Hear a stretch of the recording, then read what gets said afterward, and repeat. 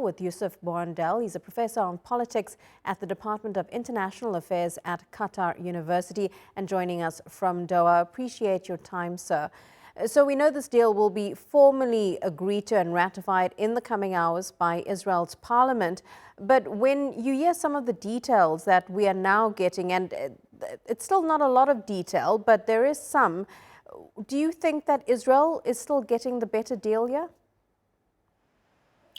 Well, not necessarily. I mean, Israel will claim that it has achieved one of its objectives of the war, because let's not, if we remember 2 years ago, Netanyahu said that he's going to go and destroy Hamas and also release the prisoners, and also that Gaza will not represent any threat to the state of Israel. So he had 3 objectives. This peace deal will guarantee the achievement of one of the objectives. That means the release of those hostages. Scenes of jubilation were seen in Israel. They're celebrating the return of their hostages. On the other hand, Hamas would claim that they're victorious because one of the spokesmen of Hamas has always said, even a year ago, that you are not going to get the hostages unless you sit at the negotiating table. From looking at these two statements, we can see that both parties at the moment can claim victory.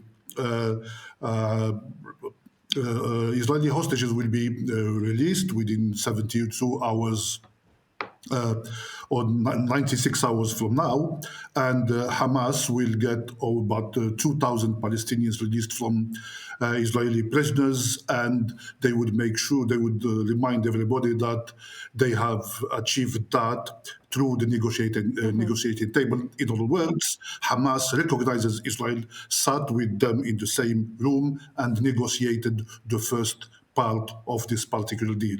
Although when it comes to the release of those 2,000 Palestinian prisoners, we are now hearing that Marwan Barghouti won't be one of those prisoners who will be released. How significant is that?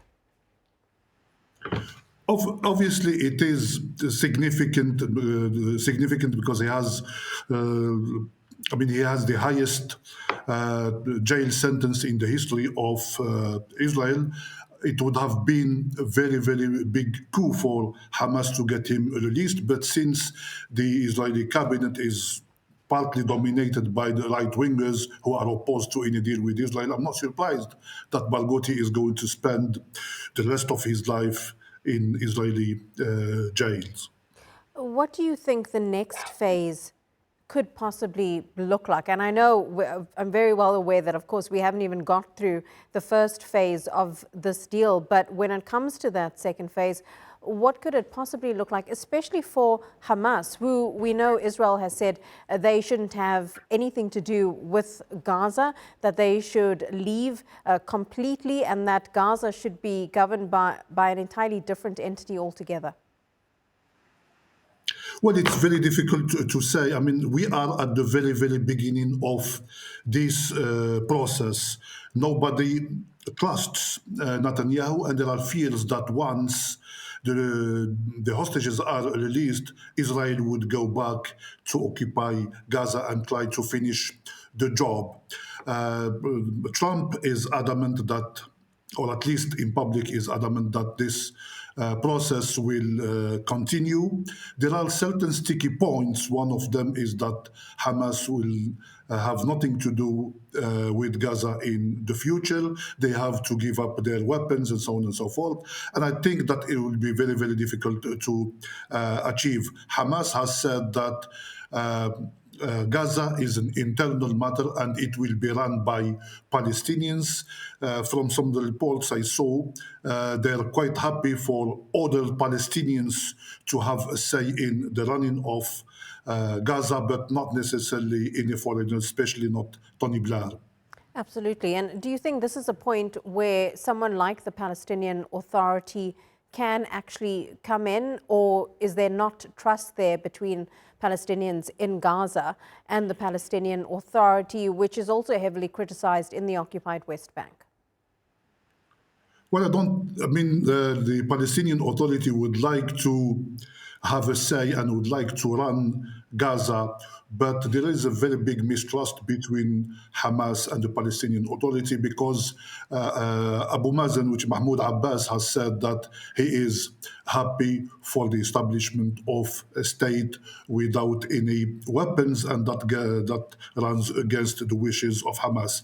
I would think that Hamas and the people in Gaza would resist any involvement of the Palestinian Authority. But this peace process between Israel and Gaza, the Palestinians, I would say it's a work in progress, and all depends on the extra pressure that I expect Donald Trump to put on Netanyahu to go ahead with this process in order to secure the much wanted, sought after peace, the Nobel Peace Prize for Donald Trump. Is Trump putting that pressure on Netanyahu because he wants to see the war end, or because he also wants to refurbish somewhat Israel's standing in the international community and their image in the international community, which has taken a knock since this war started? I would think it's both. Basically, he wants to have a legacy as a man of peace.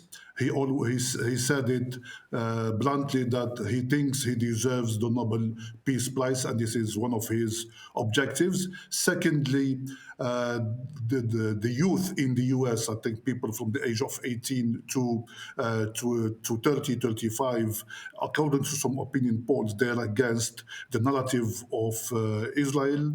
The image of Israel has been tarnished around the world. So many countries around the world have recognized the state of Israel, albeit symbolically, last month. And also the attack on Qatar last month, a very big ally of the United States, has angered Donald Trump, and this is, in my opinion, why he is putting that extra pressure on Netanyahu to move on with this process. Professor Bouandel, really good to get your analysis. Appreciate your time. Thank you very much.